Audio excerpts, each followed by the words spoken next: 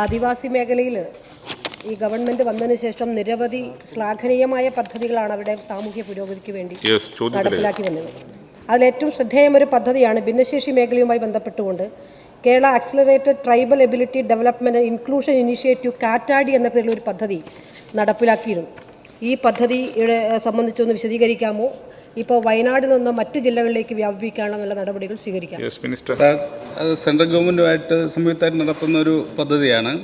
അത്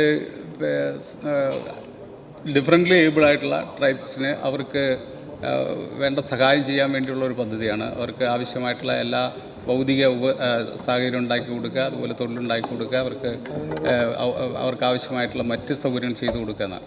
അതിപ്പോൾ വയനാട് ജില്ലയിൽ ഇപ്പം നമ്മൾ നടപ്പിലാക്കി കഴിഞ്ഞു. കോഴിക്കോട് ജില്ലയിലാണ് അത് വെച്ച് ആ പദ്ധതി നടപ്പിലാക്കാൻ വേണ്ടി തീരുമാനിച്ചത്. ഇനി അടുത്ത് മറ്റ് ജില്ലകളിലേക്കും വ്യാപിപ്പിക്കാൻ വേണ്ടി തീരുമാനിച്ചു. കേരളം മുഴുവൻ കാറ്റാടി പദ്ധതി നടപ്പിലാക്കാൻ വേണ്ടിയിട്ടുള്ള തീരുമാനം എടുത്തു കഴിഞ്ഞിട്ടുണ്ട്.